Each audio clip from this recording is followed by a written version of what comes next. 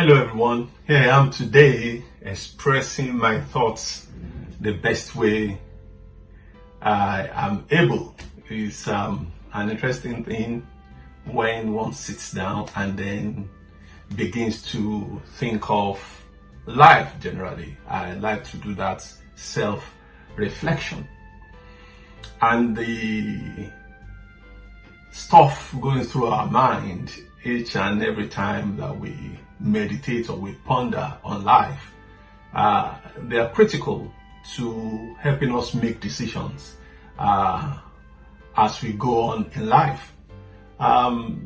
There's a quote that I called Words on Marble by an American poet. I didn't get the name, I just saw it as probably anonymous, but someone said it's by an American poet. It says, nobody was ever meant to remember or invent what he did with every cent. Some people say the poet was Robert Frost. I'm not sure. So I tend to say maybe it's unanimous, maybe it's Robert Frost. But the key is the intent of that quote. Nobody was ever meant to remember or invent what he did with every cent. Let me repeat it again for emphasis because I've been thinking about it. Nobody was ever meant to remember or invent what he did with every cent. Our body is not built, our mind is not built to remember what we did with a dollar or a pound or a pence several years ago. In fact, from the beginning of this week, you would have spent maybe a pound, depending on the currency of your country, but you have never been built to be able to think or invent what you did with every cent. And that is what I've been thinking about. Just as we like to ask ourselves that question, am I rich? What is the state of my financial being? I think we ought to also begin to ask ourselves, are we broke? Am I broke as a person? That question is critical because money has been said to be the principal reason for divorce or separation. Statistics said 80% of those who divorce have listed money as a fundamental reason for their irreconcilable differences. If someone is struggling with their financial challenges, there's a possibility that the partner or the spouse, if they do not have what I call divine patience, they may begin to consider an exit plan or exit strategy. But if money, therefore, is so important as to break marriages, that means money is fundamental. And as I was thinking about that American poet, it reminds me that we can easily be broke while thinking that we're rich. If we see all the things that surround us, we may think those are the quantifiable value of wealth, whereas they are indices of being broke. Let me tell you something. When you take, there's a quotation that says, take heed to your flock.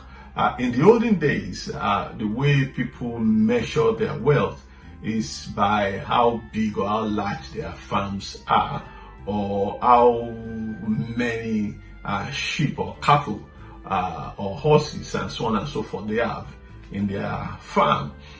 Nowadays, we look at things around us, and 90% of those things were acquired through debt.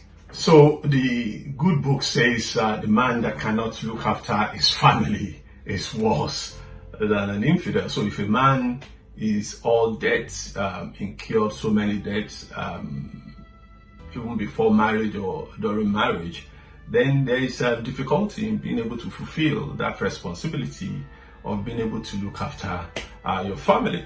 So I say there is a need for us and I think about this almost every week. There's a need for a man and also for a woman, but more principally for a man to assess how much he earns.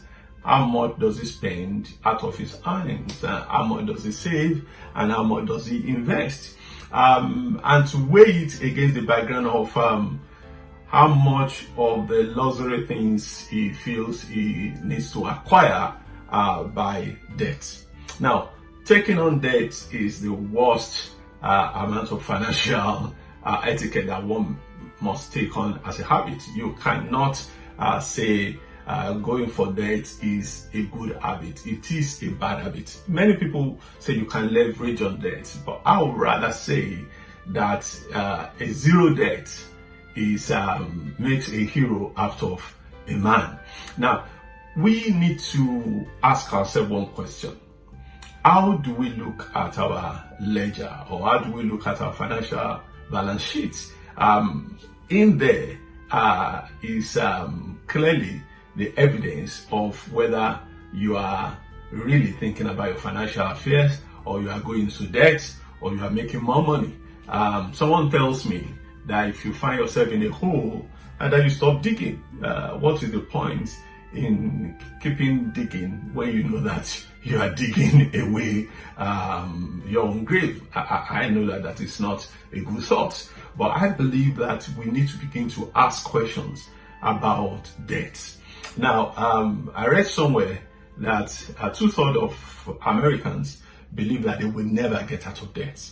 And I believe this is rampant in the Western world because everything is saying to you, come and take money and buy this product, pay 6 months time, or buy this product, pay 5 months, 5 years time. And when you begin to get involved with that mentality, you are more or less toying with debt. And the book that I kept on referring to, the good book, says the debtor is the slave of the creditor. So going back to Robert Frost's quote, it is better, it's a good discipline of self to be able to write down your money habits. You need to keep track of them. As I was thinking of that question, am I broke? Am I in debt? What is the level of my debt? To what extent am I digging whilst I'm already in a hole? I think it is prudent for us to write down every detail of our expense. I think the Bible says every prudent man acts out of knowledge. You need to be able to master your going in and your coming out, your going in and your going out, because it is within the activity of your finances that you'll be able to say to yourself whether you are broke or you are really making money. Let me just round up. These are almost about 4 or 5 thoughts that came through my mind that I believe that you can begin to keep as a practice, get a mental habit of it. So the first thing that I think you should do every 6 months or every year, if you can't do it twice a year, is what do I owe? What do I owe? Then write down the things that you owe. Who are your creditors? Write every single thing down. So what am I owing? What am I owing? If you have an idea of what that is, then you ask yourself, what do I own? What do I own? What are the things that I own? What are my assets? Liquid, bricks and mortar, and the tangibles. What are the things that I own as against what I owe? You can also ask yourself, how much do I earn? How much do I earn? In fact, I think that should have been the first thing that you're thinking of. But let's say it's the third thing. How much do I earn? How much do I earn in terms of salaries, income, or income from self-employment or investment? Then you can then ask that ultimate or almighty question: where does it all go? Those things, the income that I earn, where does it go? And if you look at your bank statement, you can easily see where your money goes. I say to people, if you show me a month's bank statement, I can tell you where money goes, and I can tell you the kind of person you are. Now, when you have all these four questions in your mind, you can then begin to judge your spending habits. You can judge where you are, and then you will then be able to work out the strategy to get out of there. I will then round off my thought process with the need to begin to plan for a future.